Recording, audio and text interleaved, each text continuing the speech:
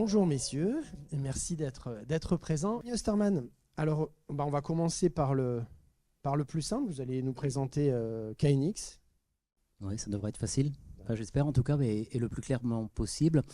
Présenter KNX et KNX France. Donc d'abord, KNX France, c'est le groupe national qui représente l'organisation KNX au niveau international. Donc KNX France fait partie d'un réseau de groupes nationaux. Il y a environ 45 groupes nationaux dans le monde entier. Donc nous sommes KNX France, comme il y a KNX Allemagne, KNX Italie, etc. Donc un réseau très très important.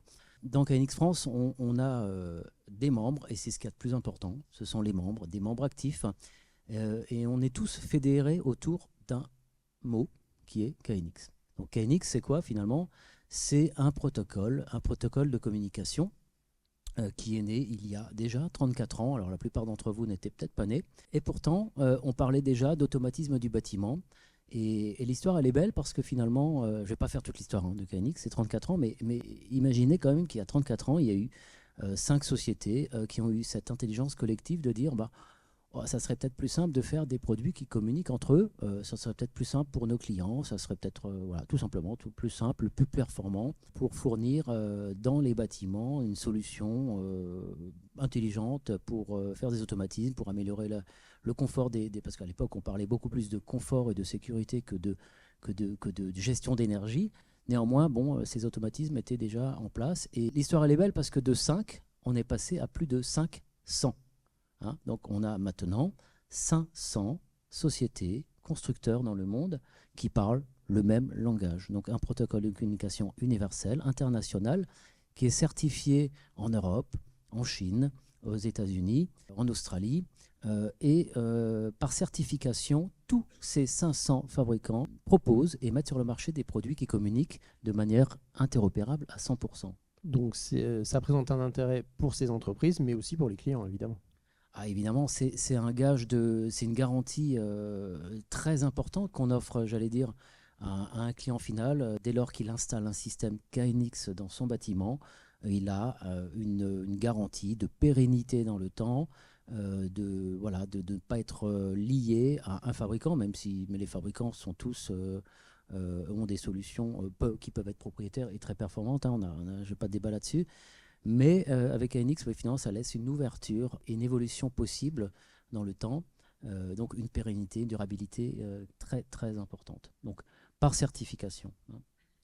Et le KNX Tour, alors, en quoi ça consiste? Alors le KNX Tour, nous, notre mission dans KNX France, c'est de continuer l'aventure et de fournir des solutions aux clients finaux, à tous les propriétaires de bâtiments, les investisseurs, pour aujourd'hui surtout répondre à ces enjeux.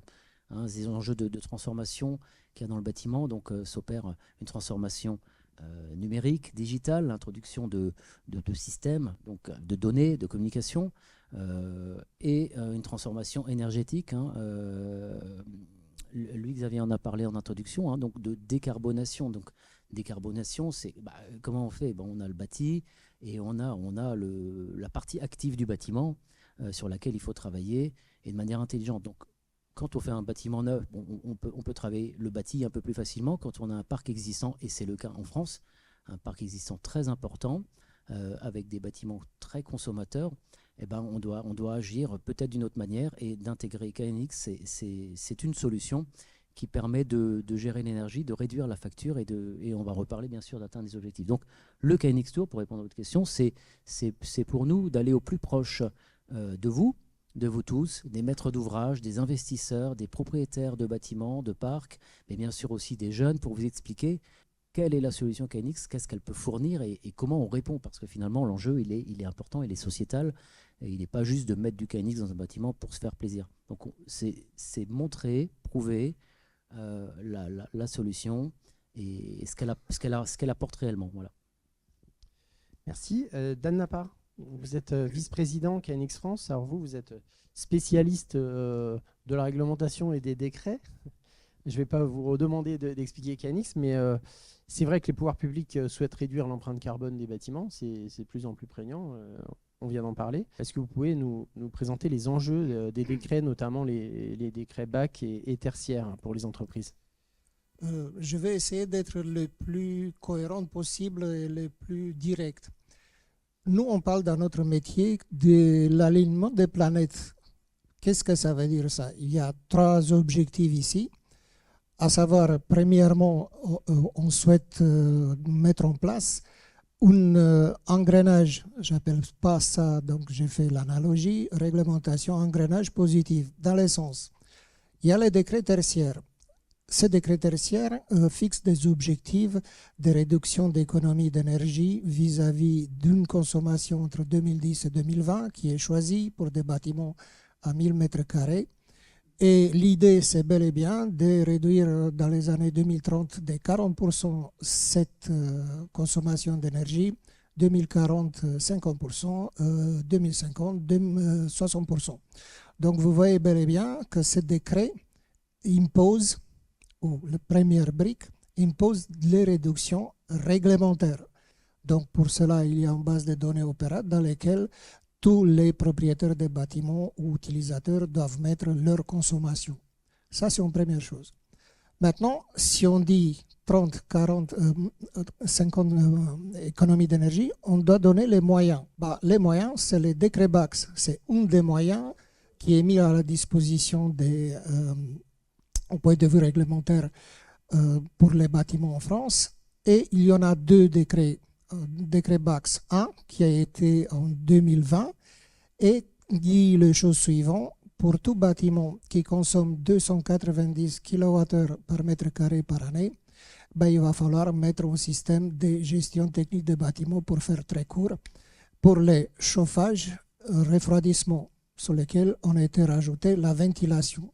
Donc, sur ces 3 usages, si on dépasse 290 kWh, il va falloir mettre un système d'optimisation et de consommation d'énergie pour pouvoir réduire ensuite les consommations d'énergie. Ça, c'était décret BAX 1. Nous avons des directives européennes dans lesquelles ces 290 kW étaient indiqués. Donc, c'est la transposition d'une directive en 2018. Et nous l'avons fait en 2020. La France a été toujours en avance depuis la RT 2000 vis-à-vis des directives, au moins entre 2 et 5 ans vis-à-vis de l'Europe.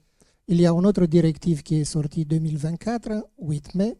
Or, déjà en France, le décret BAX 2 baisse ces 290 kW à 70 kW.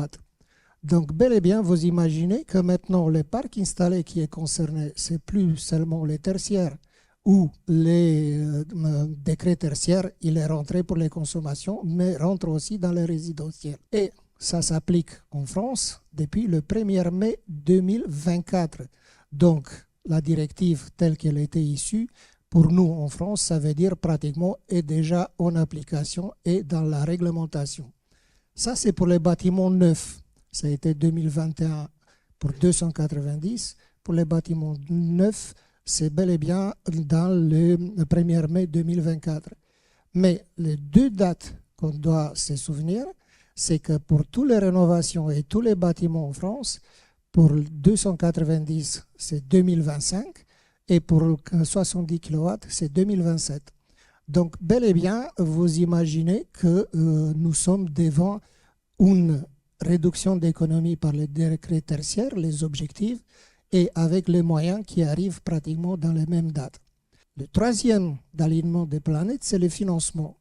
Le financement, c'est bel et bien quelque chose qui est important parce que c'est un effort assez important.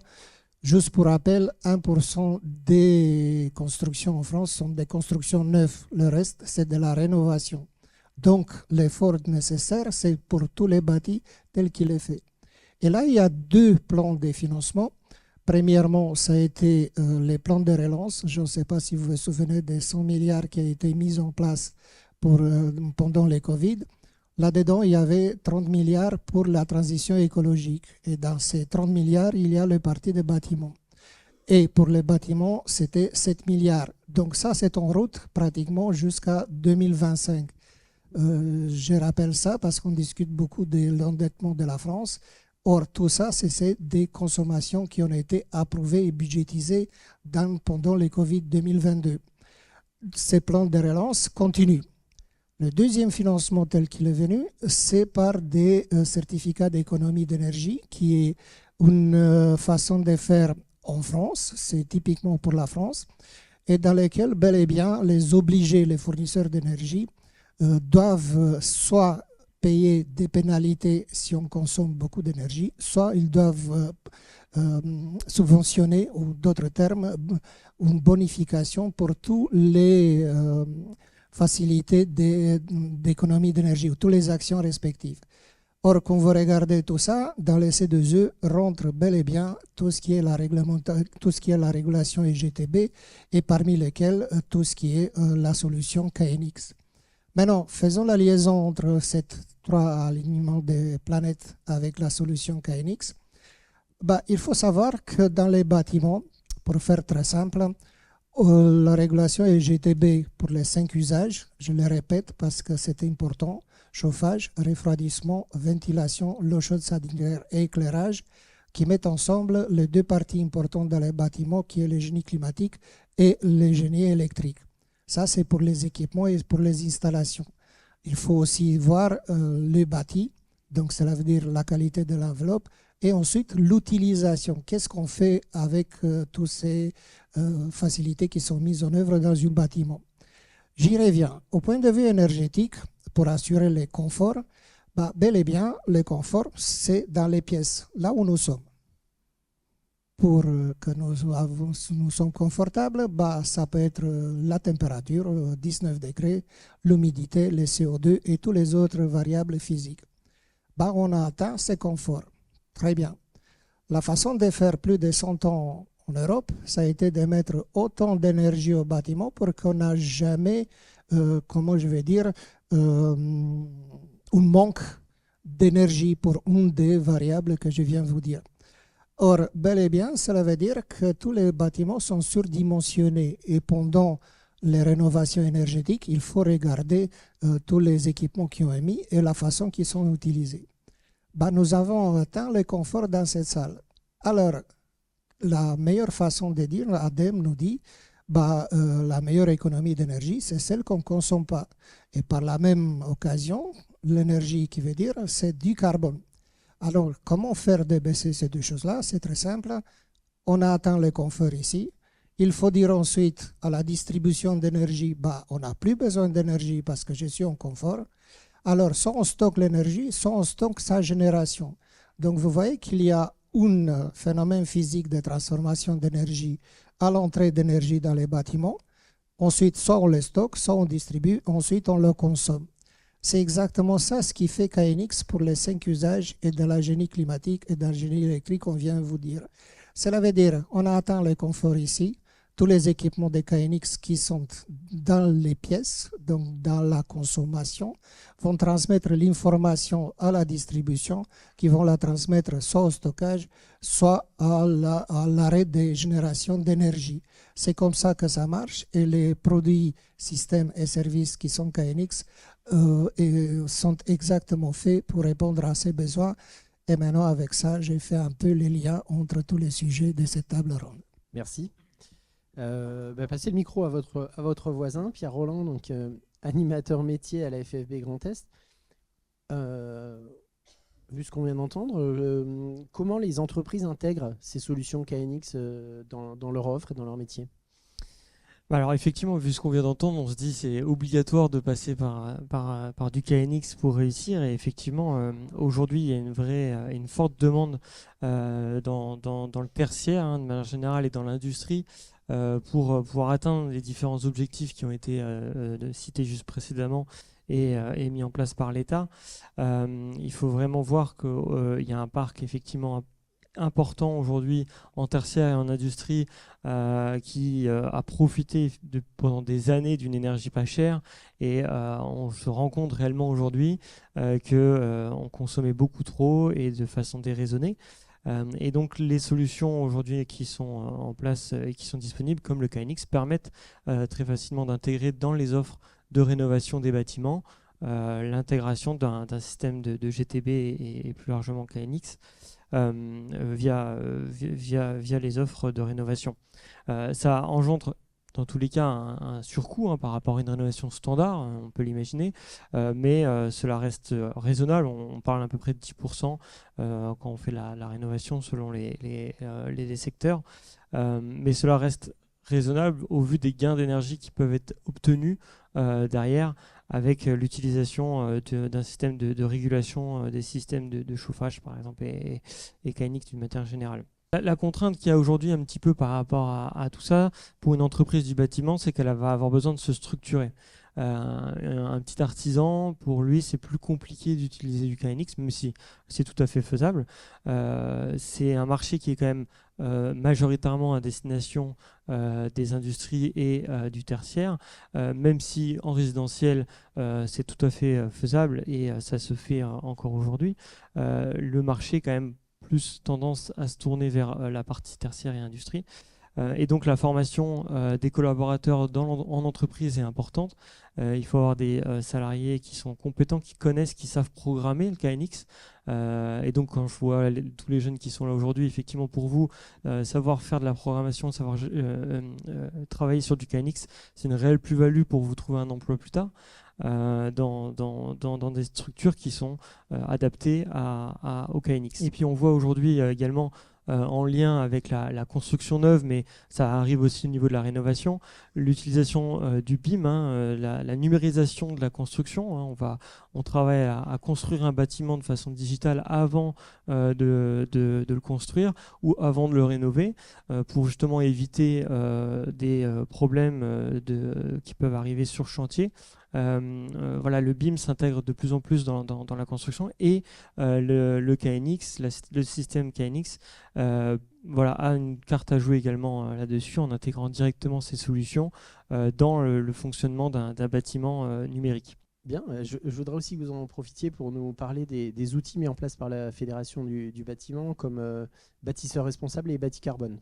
Oui, effectivement. Alors nous, à la FFB, on est là pour accompagner, défendre et promouvoir les entreprises du bâtiment d'une manière générale. Et pour les accompagner au quotidien, la FFB développe des outils. On a un grand nombre de guides. Je ne vais pas tous les citer parce qu'il y en a énormément. Mais si vous allez sur le site de la FFB, vous pourrez en voir un certain nombre.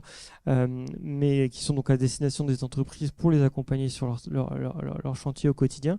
Et derrière, des outils pratico-pratiques qui sont vraiment là pour répondre à des besoins et des exigences qui sont aujourd'hui sur la table, comme effectivement Bâti Carbone. Bâti Carbone, on en a parlé rapidement tout à l'heure, mais c'est un outil qui permet de mesurer l'empreinte carbone d'une entreprise au sein de sa propre entreprise, mais également ça permet de calculer l'empreinte carbone d'un bâtiment. On le voit avec la réglementation, la RE 2020, vous avez peut-être étudié ça pour certains. On a des obligations en termes de poids d'empreinte carbone sur la construction et donc il faut pouvoir calculer l'empreinte carbone complète d'un bâtiment, qu'est-ce qui va avoir comme impact concrètement, et pour ce faire on a besoin d'outils pratiques parce que ça se fait pas tout seul et Bâti Carbone permet de faire ce calcul et permet d'avoir une synthèse, un rapport qui peut être donné au maître d'ouvrage derrière. Donc c'est un outil qui permet de le faire de manière générale, mais également lot par lot. On peut le séparer sur l'eau, électricité par exemple ou autre. Et puis on a un outil qui est également important, qui s'appelle bâtisseur responsable, qui est en lien avec la RSE, la responsabilité sociétale des entreprises. Aujourd'hui, une entreprise, elle a des responsabilités, que ce soit pour ses salariés, mais également au sein de son entreprise pour inciter à rénover son bâtiment. Et l'outil bâtisseur responsable permet de recenser toutes les bonnes actions qui sont réalisées au sein de l'entreprise, que ce soit pour ses salariés ou pour l'environnement de manière générale. Et donc cet outil permet à nos entreprises de faire d'avoir un rapport complet de leur RSE, de leur engagement d'une manière générale. Et donc c'est accessible à tous nos adhérents. Donc, du coup, c'est complémentaire de KNX. C'est effectivement complémentaire parce qu'aujourd'hui, une entreprise qui fait attention à ses consommations d'énergie, d'accord, qui a mis en place des systèmes de régulation, qui implique ses salariés également dans l'économie d'énergie de son bâtiment. Voilà, l'outil KNX, c'est un outil qui va permettre de réussir cet engagement-là et donc de pouvoir le valoriser derrière via l'outil bâtisseur responsable. Patrick Bernier, donc vous êtes formateur. Ça fait longtemps que vous utilisez KNX dans les parcours de formation avec vos apprentis ? Il faut savoir que le KNX, en fait, comme vous le disiez tout à l'heure, est en place depuis bien longtemps et déjà dans les livres de formation, rien que pour les CAP, c'est déjà aussi la mise en place en fait du câblage KNX qui est somme toute très très simple à réaliser au niveau de la commande, avec en plus un avantage au niveau de la protection électrique, c'est que c'est du courant faible. Donc voilà, une mise en place très simple, une intégration qui se fera par la suite avec un niveau supérieur au niveau 4, que ce soit en BP ou en bac. Et après derrière, en fait, on informe bien sûr et puis on forme les jeunes. Alors on le voit tous les jours dans les publicités sur tout ce que l'on fait sur l'empreinte carbone.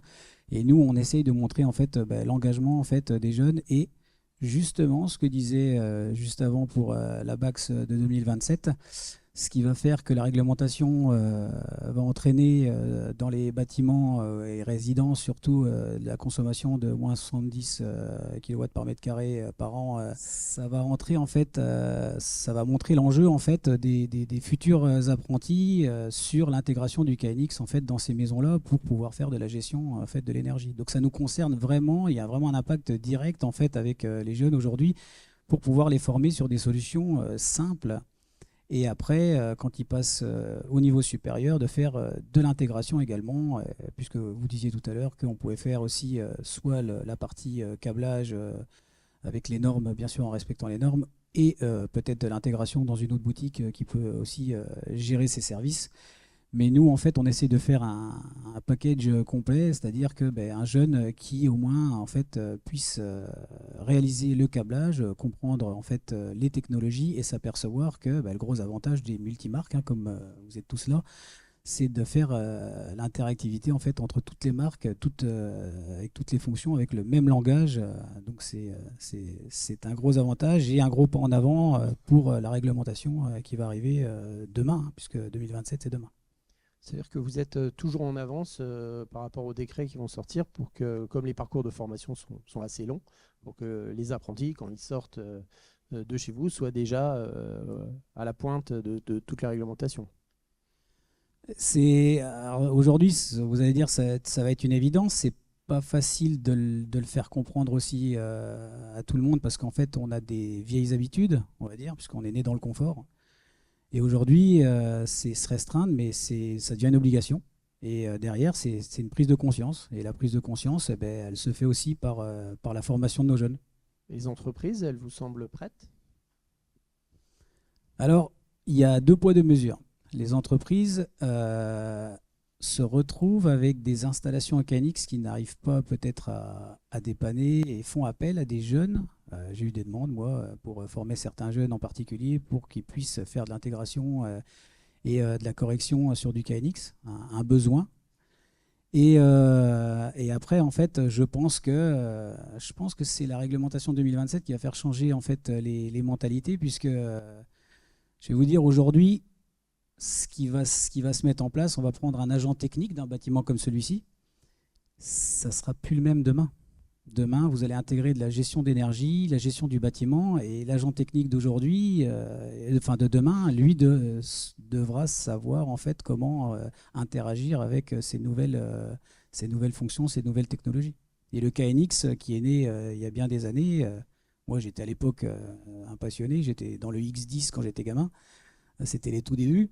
Et le KNX, c'est quand même une sacrée ouverture en fait dans le monde multimarque et interaction entre toutes les marques. Alors, très concrètement, vous avez un projet pédagogique à quelques mètres d'ici, vous pouvez nous en parler? Alors, avec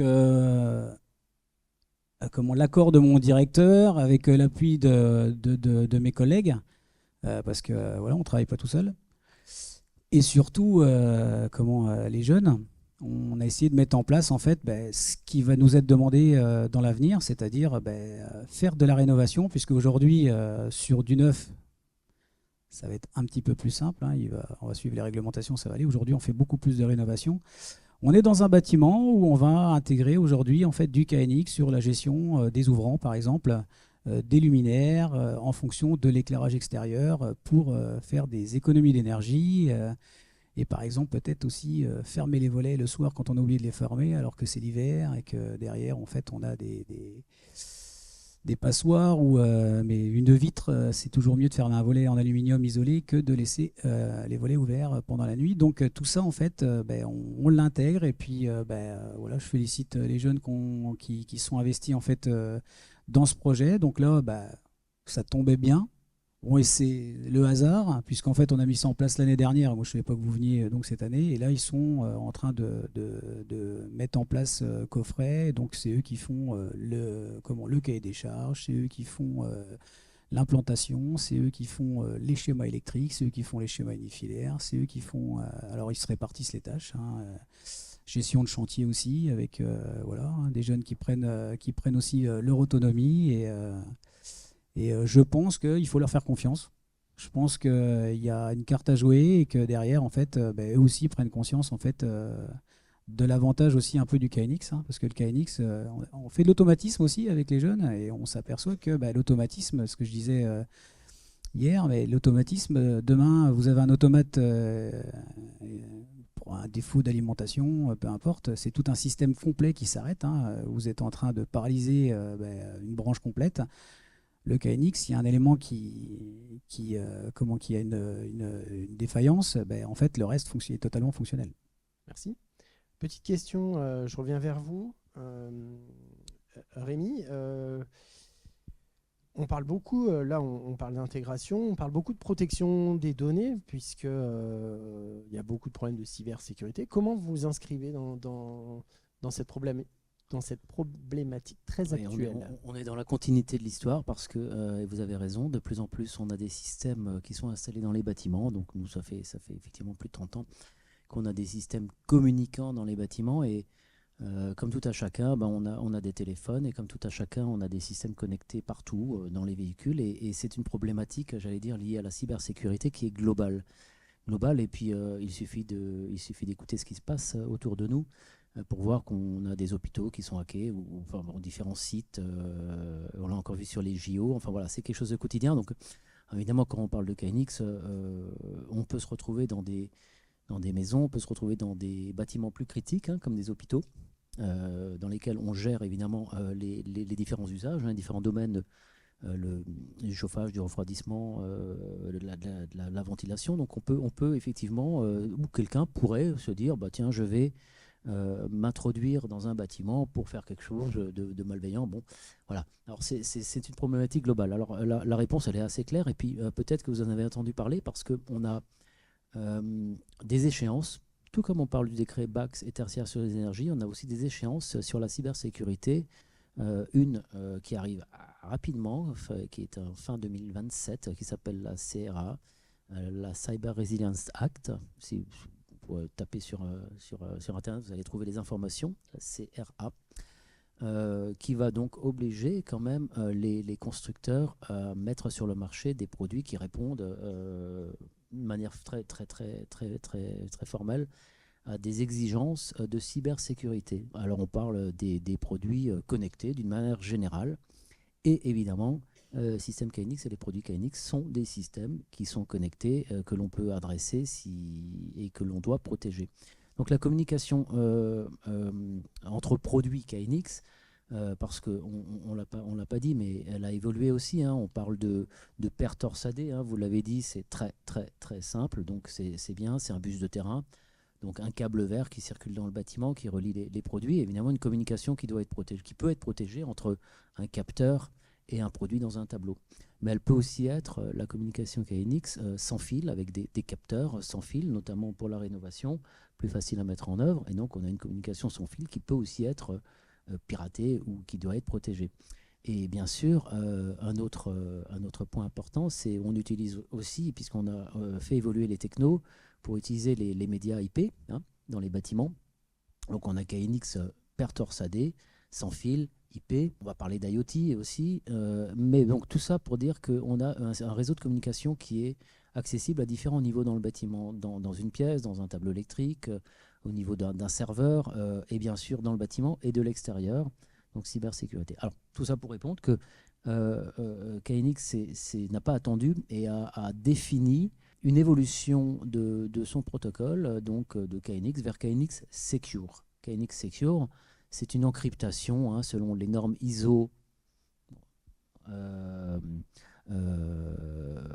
les numéros je ne sais plus, mais enfin les normes ISO, et donc qui garantit une encryptation et donc une protection des données sur ces différents médias. Donc on parle de KNX Data Secure quand on est sur la perte hors SAD, on parle de KNX IP Secure quand on est sur l'IP. Et aujourd'hui, clairement, les fabricants, les membres de KNX France, et d'une manière générale, tous les fabricants dans le monde, ont ou vont migrer et transformer leurs produits KNX en KNX Secure. Donc c'est une tendance de fond en Europe, mais dans le reste du monde également. On le voit aussi en Angleterre avec certaines nouvelles normes sur les produits connectés. C'est quelque chose d'essentiel. On est prêt. On est prêt et c'est une très très bonne nouvelle. Voilà. Merci. Vous pouvez passer le micro à votre voisin. Vous avez annoncé des dates quand même assez proches, 2025, 2027, même 2030, c'est demain. Est-ce que c'est plus difficile pour certains secteurs d'activité, logement, industrie, tertiaire, ou plutôt en fonction de la taille de l'entreprise en fait?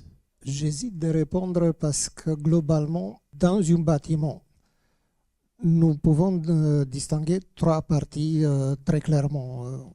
C'est l'enveloppe, premièrement, ensuite les équipements et troisième, la façon qu'on les conduit. Donc c'est l'enveloppe d'un côté, ensuite comme équipement, je peux dire centrale de traitement d'air, les chaudières, ventiloconvecteurs, etc.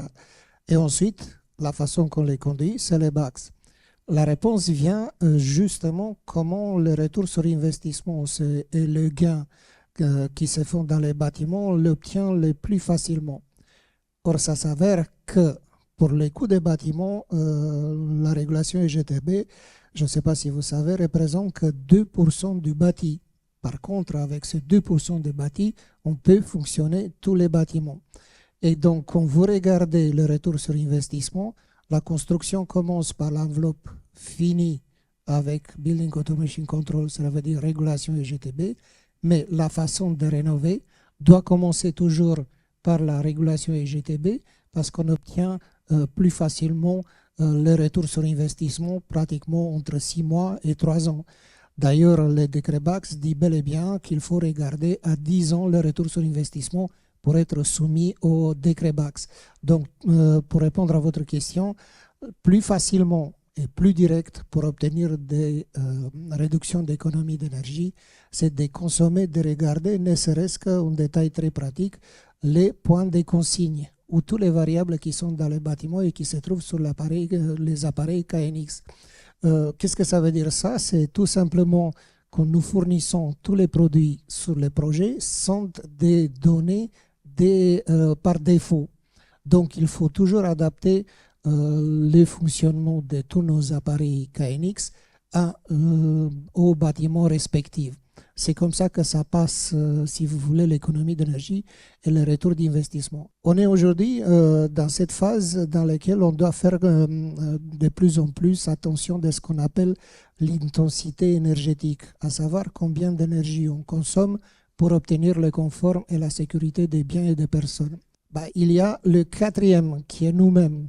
Votre question m'amène de mettre le débat sur quelque chose que ça va être présent d'ici quelques temps, mais c'est aujourd'hui. C'est la sobriété.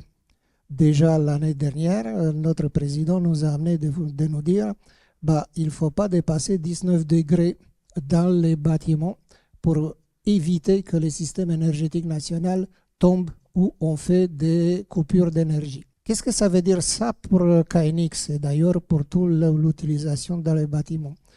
C'est pour avoir 19 degrés, c'est tout simplement, il faut actionner sur quelque chose que ça mette un point de consigne à 19. Sinon, ça ne marche pas.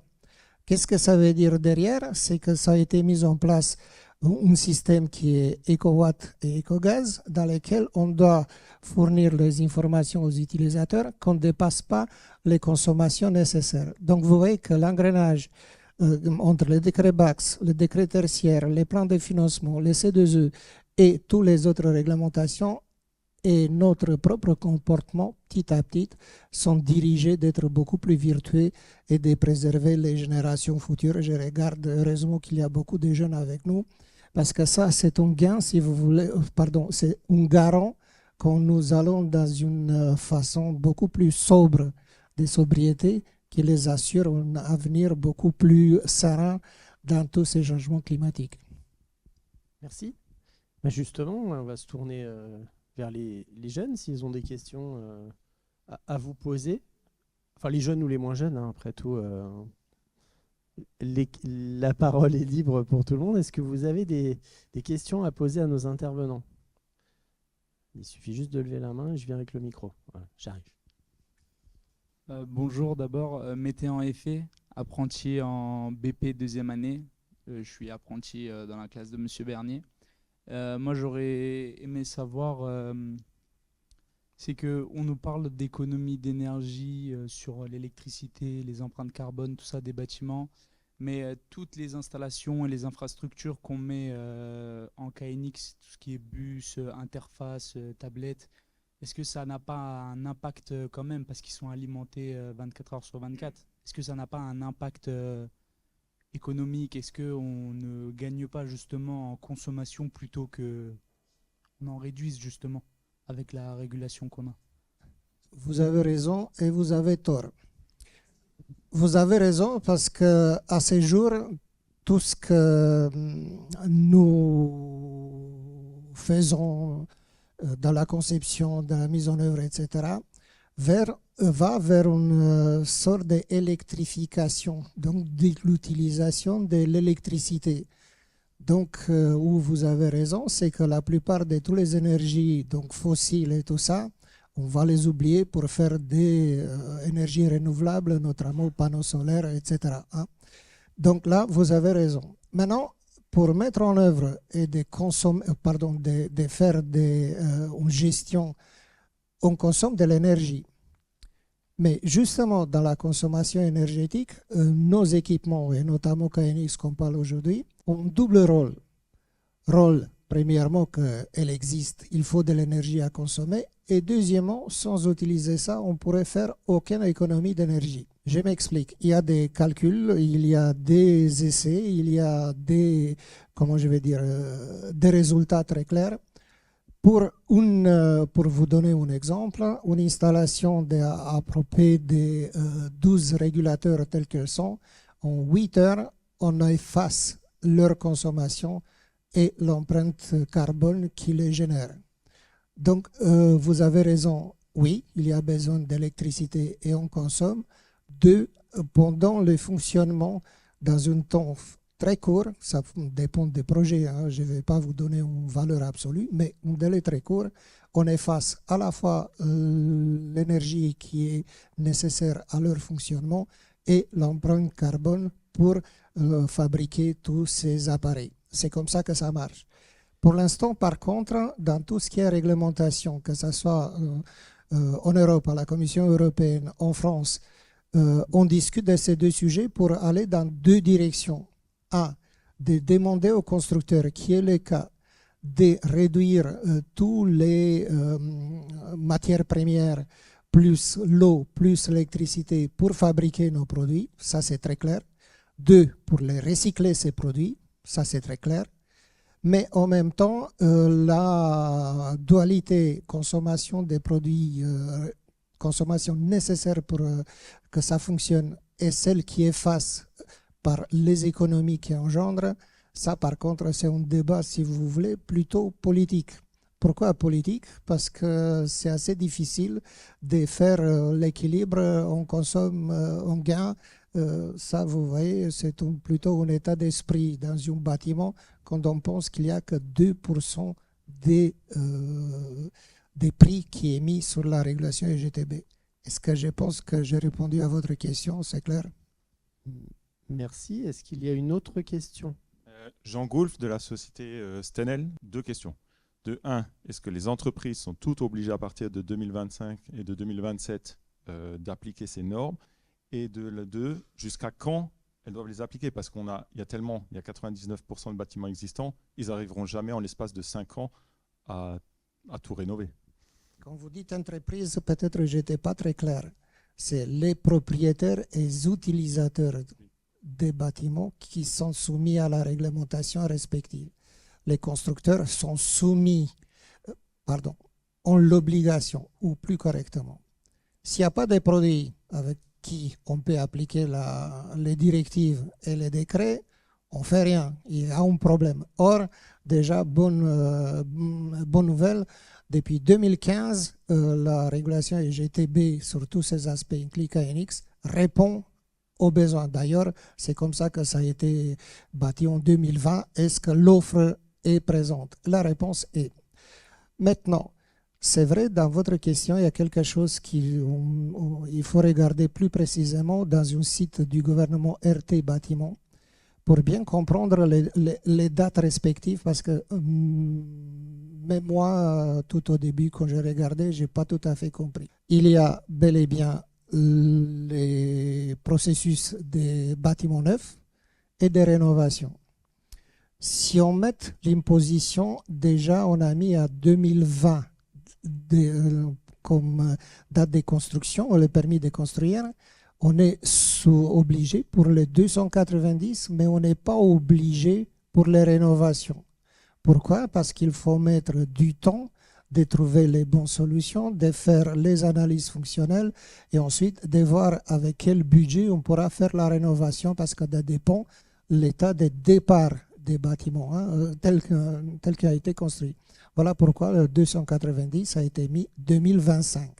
Et ça a été fait sur ça, le décret tertiaire. La nouvelle directive, le décret BAX 2, sont dit bel et bien, il n'y a pas tous les parcs installés, donc on ne va pas arriver à 30%, 40%, etc. Si on n'élargit pas les champs, donc on baisse les 290 à 70. Et là, on applique en France 1er mai 2024 pour les bâtiments neufs, permis de construire bâtiments neufs. Et pareil, pour avoir le temps de faire toutes les analyses pour les rénovations, c'est 2027. Donc en 2027, on peut dire que tous les bâtiments qui consomment 70 kW vont être soumis sur les décrets BAX et donc en même temps les décrets tertiaires. Mais jusqu'à quand parce que des propriétaires de bâtiments qui font plus de 70 kV, il y en a des centaines de milliers, oui. Des millions. Et jusqu'à quand est-ce qu'ils en ont conscience, et jusqu'à quand ils doivent faire ces travaux? Est-ce que c'est dans l'espace de 5 ans, 10 ans, où il n'y a pas de... L'objectif, c'est 2030, 40%, et tout le monde doit... Voilà. Merci pour cette question, parce que ça me permet d'éclaircir ce sujet. Théoriquement, on pourrait rester tranquille, faire rien. 2. Quand on a dit 290, il va falloir qu'on mette dans la base de données opérate, au moins pour 1000 mètres carrés, tous les bâtiments. Ça, c'est imposé. Donc déjà, vous avez la première population, excusez-moi le terme, des premiers parcs immobiliers qui est touché. Quand on dit 70, je m'attends globalement qu'on revient sur la réglementation de dire opérate, on les descend de 290 à 70. Malheureusement, on n'a pas fini de tout mettre en opérate, qui a été retardé. Donc, je m'attends à un moment donné de venir le deuxième décret tertiaire comme le deuxième décret BAC, c'est-à-dire maintenant on fait 70. Mais néanmoins, les gens qui sont avertis de tout ce qui se passe et regarder chaque jour à la télévision tout ce qui se passe, ils vont se dire on va être obligé et vertueux en même temps, il va falloir faire quelque chose. Et je peux vous dire, quelque part, en France, on est en retard vis-à-vis de l'instrumentation dans les bâtiments. Cela veut dire capteurs, actionnaires, compteurs, etc. Donc, on n'a pas toujours toutes les données nécessaires pour être au moins conscient qu'on consomme de trop. Maintenant, avec les prix d'énergie, c'est un autre domaine du sujet dans lequel on devient beaucoup plus attentif et on s'est posé la bonne question. Combien je consomme, et ensuite la question prochaine, pourquoi je consomme, et ensuite la question prochaine, comment je fais pour ça, et etc., etc. Merci. Alors, il y a une autre question. Bonjour, Jean-Michel Dassac, Schneider Electric. Une question sur comment justifier l'optimisation. Par exemple, en Espagne, pour le résidentiel, il faut pouvoir prouver le avant et le après. C'est-à-dire quand on a mis en place un système, on a un bilan énergétique. Et la problématique, c'est comment s'assurer que ce bilan énergétique, il est valable. Parce qu'on peut prendre 2 entreprises différentes et avoir 2 bilans énergétiques différents. Je vais essayer de répondre plus court, mais la réponse n'est pas plus courte parce que toutes les situations que décrivez sont très complexes. Il y a beaucoup des essais d'émettre, au moins dans tout ce qui est les bâtiments publics, d'affichage des consommations, voire on fait des certifications HQE, BREEAM, ce que vous voulez. Donc ça rentre dans ce que vous venez de dire. Ça, c'est les parcs, mais c'est plutôt les tertiaires. C'est les parcs, comment je vais dire, publics tertiaires. Pour les résidentiels, les changements des propriétaires amènent à un DPE dans lequel on a tout ça. Je ne vais pas rentrer, voilà, c'est complexe, je ne vais pas rentrer, est-ce que le DPE est juste ou pas. Donc, je ne vais pas rentrer de dire c'est bon ou mauvais, il y a un DPE. Voilà une autre population de bâtiments, donc les parcs installés dans lesquels c'est donné. Maintenant, Opérate va plus loin. Pourquoi? Parce qu'on donne les consommations. Le débat et pourquoi c'est retardé, justement parce qu'on n'a pas tous les instruments, toute l'instrumentation nécessaire. Donc à la vitesse grand V, on fait des montages des compteurs. Et ensuite, on fait des compteurs. Ça va vous donner jusqu'à 2030. Quand la première comparaison, ça va être fait. Donc ça vient de l'autre côté. Donc on aura de nouveau la transparence. Il y a un plan national dans lequel il y a une directive européenne qui a été en 2018 qui demande que tous les pays membres de la communauté doivent avoir sa base de données de consommation. Donc, c'était vu depuis 2015. On est en train de faire tout ça. On a entre 5 et 7 bases de données faites par des diverses choses. Autant que je sache, il y a des travaux, comment je veux dire, de voir la vraie vérité de quoi il s'agit. Donc ça va dans le bon sens, mais il n'y en a pas, si vous voulez, autant de données qu'on pourra se permettre de dire que le pays va atteindre les consommations respectives. Je suis vraiment très content, très, très honoré en fait d'être là parce qu'on a posé nos valises. Et je voulais en profiter parce que je ne l'ai pas fait en introduction, mais je voulais remercier bien sûr BTP CFA, Jamel, les équipes de la FFB, enfin toutes les personnes qui ont travaillé, bien sûr les équipes KNX France également, parce qu'on a un bel événement dans un site vraiment très, très charmant. Et surtout, on est très attentif chez KNX France parce qu'on a un pôle formation et compétences avec des centres de formation, on a des universités qui travaillent et qui sont membres. On a l'AFPA, enfin on a beaucoup de membres qui sont autour dans le domaine de l'éducation et de la formation, et ici on est au cœur, donc je suis super content d'avoir beaucoup de jeunes qui sont là dans la salle, mais qui vont continuer à nous rencontrer nos membres sur le salon. Et merci en tout cas à Patrick, parce que les formateurs ont un rôle extrêmement important, et donc merci pour l'expérience, merci pour ce que vous faites, parce que la suite c'est vous qui l'avez en main, c'est pas moi. Donc voilà. Merci, voilà, c'était le mot de la fin. Je crois qu'on peut les applaudir parce que ça a été très intéressant.